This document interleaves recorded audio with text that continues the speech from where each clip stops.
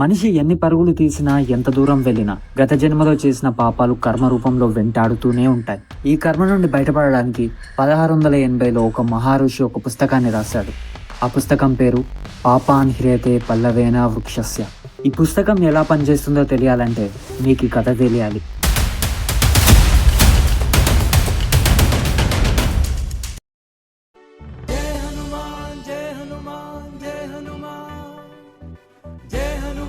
స్వామి, ఏంటిది అసలేంటిది?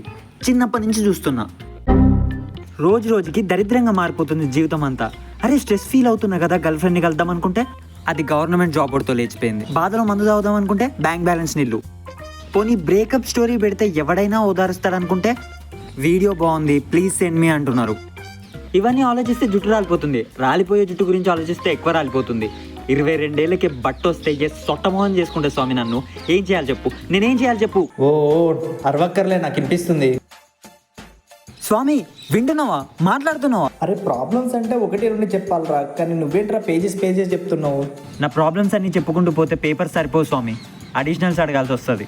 మనిషిగా పుట్టినందుకు తప్పదురా, ఇదంతా నీ కర్మ.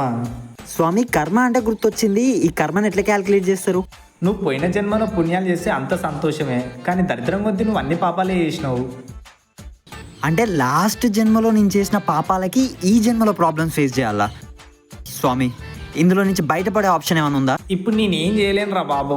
Everything is return by Brahma and this is your karma. నువ్వే అలా అంటే ఎలా స్వామి? ఏదో ఒకటి చేసి ఇందులో నుంచి నన్ను బయటపడే. నువ్వు ఇంతలా అడుగుతున్నావు కాబట్టి నీకొకరితో మీటింగ్ కల్పిస్తా. ఎవరితో స్వామి? నీతోనే రా. నాతోనా? అర్థం కాలేదు స్వామి. పోయిన జన్మలో నిన్ను ఈ జన్మలో నీకు పరిచయం చేస్తా, వాడితోనే నీ ప్రాబ్లం సాల్వ్ చేసుకో. అంటే లాస్ట్ జన్మలో నన్నుని ఈ జన్మలో నేను ఇప్పుడు కలవబోతున్నానా? సూపర్ మీటింగ్ స్వామి, తొందరగా వాడిని డౌన్లోడ్ చేసేవా? కళ్ళు మూసుకొని 3 లెక్క పెట్టి కళ్ళు తెరువు. ఓకే ఓకే స్వామి. 3, 2, 1.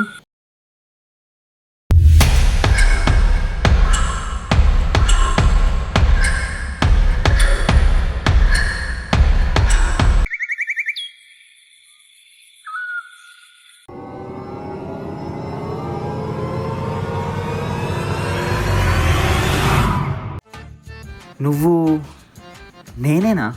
నేను నువ్వే, నువ్వు నేనే. అసలు ఆ జన్మలో ఏం చేసి వచ్చిన నా జీవితం సంకనాకపోతుంది. ఇక్కడ 3 పెళ్లిళ్ళు, 30 రేపులు, 300 మర్డర్లు. ఓ అంతేనా? అంతేరా, పెద్ద పెద్ద పాపాలు చేయం మనం. నీ అబ్బా నువ్వు చేసిన పాపాలకి నేను సాగొట్ట బుద్ధి అవుతుంది. చెత్తనా కొడుకు. అరే తిట్టడానికి కదా నన్ను పైనుంచి కిందికి పిలిచినావు. నీ ప్రాబ్లమ్స్ అన్ని సాల్వ్ అయ్యే సొల్యూషన్ నా దగ్గర ఉంది. ఏంటది? నేను చెప్పేది జాగ్రత్తగా విను. నేను పుట్టింది 1975లో. ఏంటి అప్పుడు పుట్టావా? అప్పుడు మనకి ఇండిపెండెన్స్ వచ్చింది కదా. మన ప్రైమ్ మినిస్టర్ ఎవరు? యూ శేఖర్ కొడంగల్ ప్రైమ్ మినిస్టర్. చింటూ మాడల్ కొత్తపేట సీఎం. అవునా? చెప్పేది ఫస్ట్. మా తాత నాకు ఒక కథ చెప్పిండు. ఆయన ఒక పుస్తకం గురించి చెప్పాడు. ఆ పుస్తకంలో ఏం రాసుందంటే, నీ గత జన్మలో సమాధి ఎక్కడుందో తెలుసుకొని ఆ సమాధి దగ్గరికి ముగ్గురిని తీసుకెళ్ళి ఆ సమాధిపై ఒక మొక్క నాటాలి. తరువాత అందరూ ఎడమ చేతి చిటికన వేలిని రక్తం వచ్చేలా సూదితో పొడుచుకొని ఆ వచ్చిన రక్తాన్ని ఆకుకు పూసి ఈ మంత్రం చదవాలి. పాపాన్ హ్రియతే పల్లవేన వృక్షస్య. ఎప్పుడైతే ఆ ఆకులన్నీ రాలిపోతాయో అప్పుడు చేసిన పాపాలన్నీ మాయమైపోతాయి. అంటే ఇప్పుడు నేను కూడా 3 మనుషుల్ని సమాధి దగ్గరికి తీసుకెళ్లాలా? మీ కాలం లాంటి ఇవన్నీ నమ్మేవారు, ఇప్పుడు నన్ను నమ్మేవాడు వస్తాడు. అయితే చెప్పకుండానే తీసుకోనరా.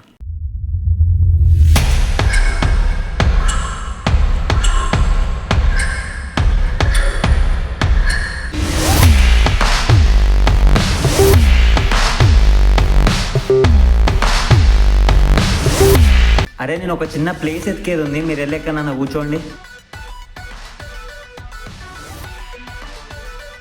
బేబీ, మన పెళ్ళి గురించి ఇంట్లో నువ్వు చెప్తావా, నన్ను చెప్పమంటావా?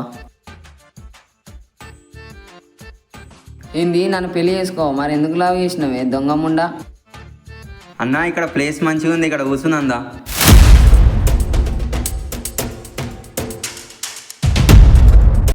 అరే మనయ్య, ఇదేంటిదంట్రా ఇక్కడ కూర్చున్నావు? ఇక్కడ ఎవడో పిల్లర్లు వేద్దాం అనుకున్నాడు, పైసలు లేక ఊకున్నాడేమో. సూపర్ అమ్మనే, నీకు గ్లాస్ థమ్స్అప్ ఎక్కువ వస్తుంది. నేను ఇచ్చిన చాక్లెట్లు పోయినాయి, నేను ఇచ్చిన బిస్కెట్లు పోయినాయి, ఇప్పుడు బ్రేకప్ అంటానవా? నా చాక్లెట్లు నాకు ఇచ్చేయి.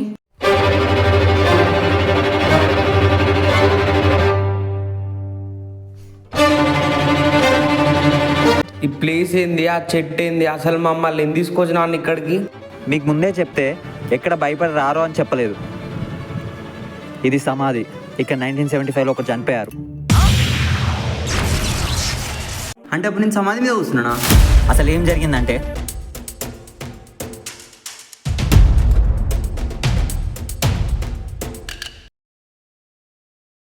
ఇప్పుడు చెప్పింది మీకు అర్థమైంది కదా. అందరూ ఎడమ చేతి చిటికెన వేలుని